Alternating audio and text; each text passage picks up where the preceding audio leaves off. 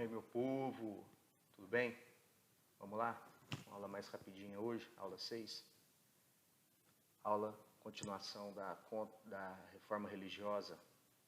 Você acha que a igreja vai ficar quieta? A igreja católica vai ficar quieta? Oh, eu estou perdendo fiel, que legal. Você acha que vai ficar quieta? Não. Você vai ter uma consequência direta dessa reforma religiosa, que é a contra-reforma. Vamos dar uma analisada? Vamos lá? Olha essa gravura do século XV. O que é num barco aí, num mar tumultuado?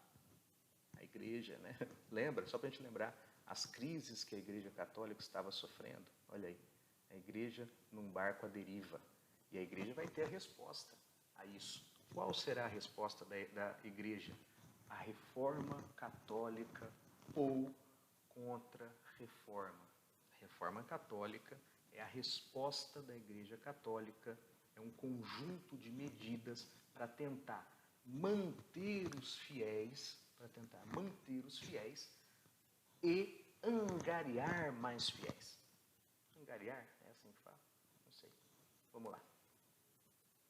A igreja católica, vendo aquilo, aquele problemão que ela estava na mão, aquele abacaxi, ela vai se reunir para ver o que pode fazer, né? Quando tem algum problema, o que a gente faz? Se reúne para ver o que pode melhorar. Esse é um quadro. São os concílios que a igreja faz, as reuniões, né? E o Papa Paulo III vai fazer aí o Concílio de Trento, na cidade de Trento, em 1545.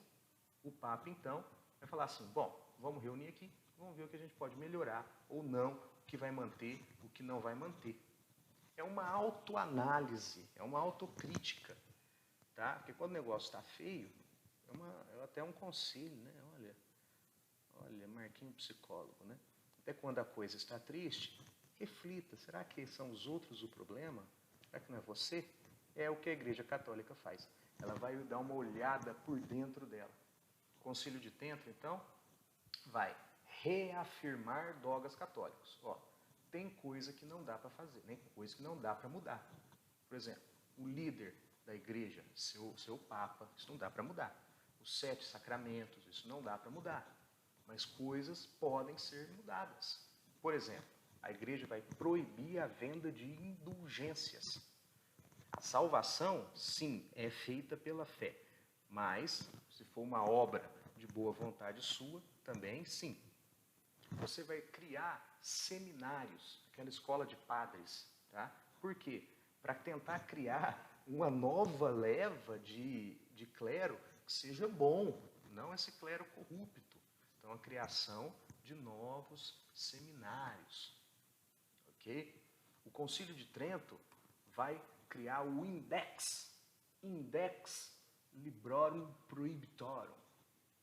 É uma lista de livros que o católico não deveria ler. A capa do Index aí, ó. Então, era assim, ó. Você é católico, você não pode ler isso, não pode ler isso, não pode ler aquilo. Olha só, Index.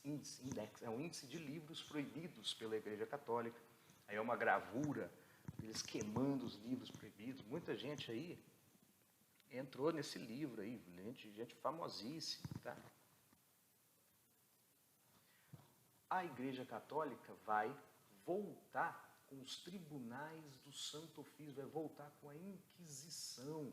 Os tribunais do Santo Ofício era o que combatia as heresias. O que é heresia?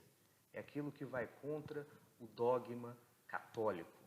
Então, o cara que fala mal do dogma, do que é sagrado, do que é verdade absoluta para a Igreja Católica, é um herege. Será que você é um herege?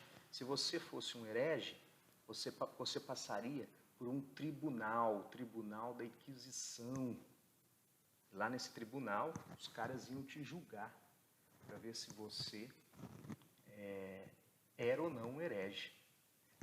Então você ia lá, eles faziam uma inspeção, eles escutavam depoimentos, aí você ia para o tribunal da Inquisição e lá via, né?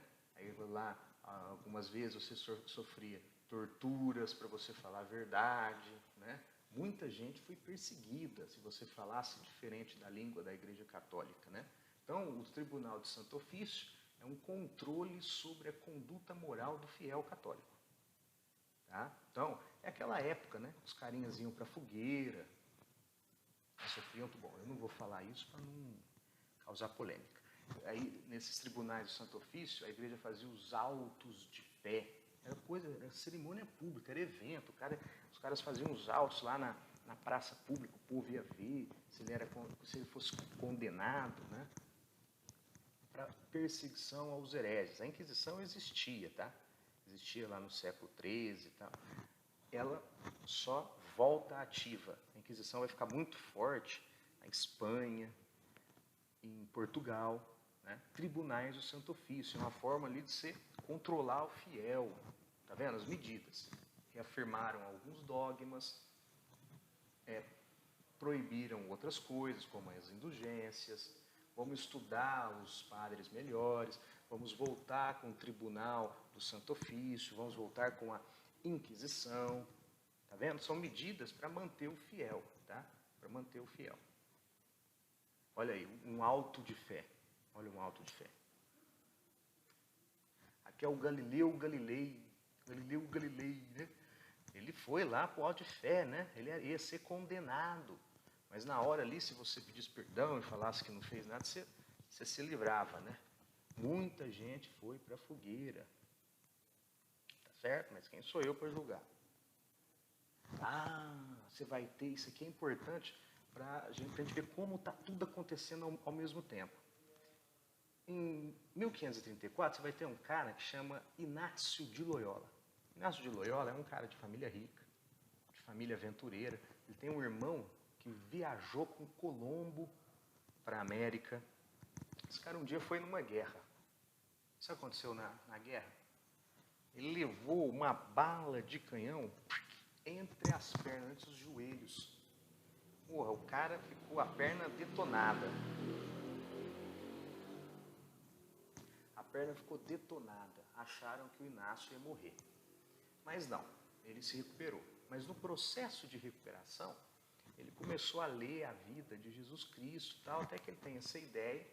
Ele e um outro, Francisco Xavier, tem a ideia de criar uma companhia. Companhia. Baseado na vida de Cristo. Companhia de Jesus. Os jesuítas ou inacianos.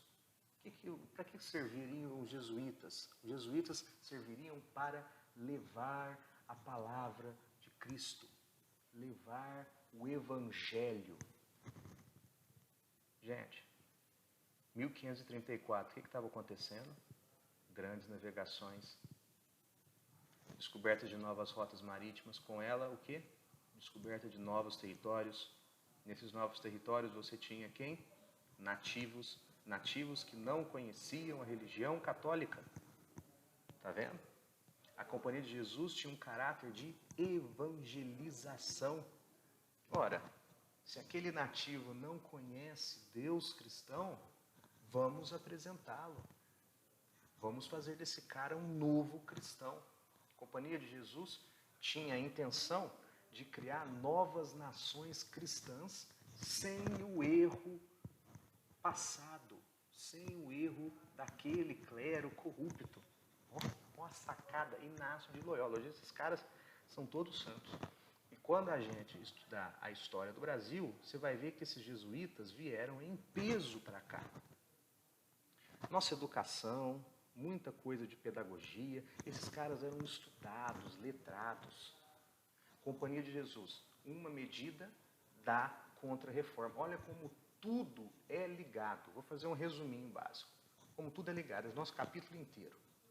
Você tem a centralização do Estado moderno, o rei forte, esse rei vai investir em navegações, porque o Estado precisa de imposto, de dinheiro, de ouro, de riqueza, ele vai investir em grandes navegações, essas grandes navegações vão se espalhar pelo mundo, aí você vai ter religião católica, Portugal e Espanha eram católicos, você vai ter religião católica, vai entrar em crise, os reis que são católicos vão apoiar essas companhias, a contra-reforma, vão levar a religião para o outro lado do mundo. Olha aí, a maioria hoje é o quê?